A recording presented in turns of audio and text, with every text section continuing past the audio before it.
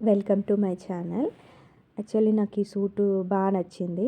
మీషోలో ట్రై చేశాను. But cost ఎక్కువ అనిపించింది. తక్కువ కాస్ట్‌లో అయితే క్లాత్ బాలేదు. నేను అందుకే ఇలా ప్లెయిన్ సూట్ తీసుకున్నాను. ఈ ప్లెయిన్ సూట్ కూడా మీషోలోనే ఆర్డర్ చేశాను. కొంచెం తక్కువ కాస్ట్‌లో వచ్చింది.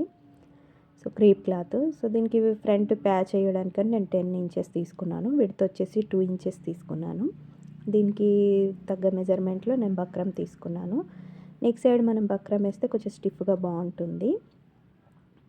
నెక్స్ట్ వచ్చేసి ఈ ప్యాంట్‌కి 35, 36 ఇంచెస్ వచ్చింది. సో, దీన్ని ఎలా ఫోల్డ్ చేసుకోవాలి అని అంటే, మన మెన్స్ ప్యాంట్ ఐరన్ చేసేటప్పుడు ఫోల్డ్ చేస్తాం కదా! ముందు ఫ్రంట్ పార్ట్‌లో మిడిల్ పాయింట్, బ్యాక్ పార్ట్‌లో మిడిల్ పాయింట్‌ని 2 అటాచ్ చేసి ఇలా ఫోల్డ్ చేశాను. సో, ఇలా 2 ఇంచెస్ విడ్త్ ఉండేట్టుగా తీసుకున్నాను. ఈ ఫ్యాబ్రిక్ కూడా నేను మీషోలోనే ఆర్డర్ చేశాను.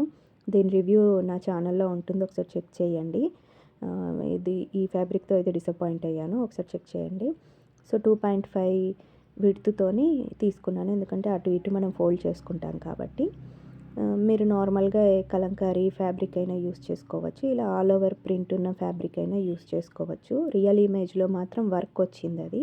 నేను ఇలా ఆలోచించాను. ఇలా చేస్తే బాగుంటుందనేసి. సో, నేను ఎప్పుడైనా ఇలా క్రేప్ క్లాత్, ఇలా జారిపోయే క్లాత్ స్టిచ్చింగ్ చేసేటప్పుడు కొంచెం కష్టంగా ఉంటుందని గ్లూని యూజ్ చేస్తాను. ఫెవికాల్ ఆర్ ఫ్యాబ్రిక్ గ్లూ కూడా యూజ్ చేయొచ్చు. ఇలా ఫస్ట్ గ్లూ పెట్టేసి మనము దాన్ని స్టిక్ చేసుకుంటే అటు ఇటు జరగకుండా కరెక్ట్‌గా వస్తుంది. అండ్ ఇలా ఆల్రెడీ స్టిచ్ చేసిన సూట్‌కి మనం మళ్ళీ ప్యాచ్ వర్క్ చేయాలి అని అంటే కొంచెం ఇబ్బంది అవుతుంది. అటు ఇటు జరుగుతుంటుంది. కరెక్ట్‌గా రాదు. సో, అందుకే ఫస్ట్ స్టిక్ చేసి పెట్టుకుంటాను. నార్మల్‌గా మనం లైనింగ్ స్టిచ్ చేసేటప్పుడు కూడా ఇలా గ్లూని యూస్ చేసి మనం స్టిచ్ చేస్తే కరెక్ట్‌గా వస్తుంది. సో, ఇలా నేను నెక్ కూడా అటాచ్ చేశాను.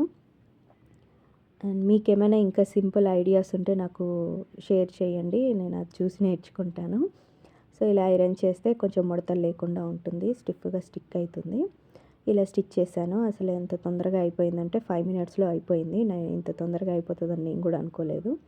ప్యాంట్ వచ్చేసి కొంచెం కష్టం అనిపించింది ప్యాంట్ స్టిచ్ చేయడం. ఎందుకంటే ఆల్రెడీ స్టిచ్డ్ ప్యాంట్ కదా! సో, దాన్ని మెల్లిగా జరుపుకుంటూ చేశాను. ఫైనల్ లుక్ వచ్చేసి ఇలా ఉంది. ఫ్యాబ్రిక్ బటన్స్ ఎలా తయారు చేయాలో నా ఛానల్‌లో ఉన్నాయి. ఒకసారి చెక్ చేయండి. Thank you.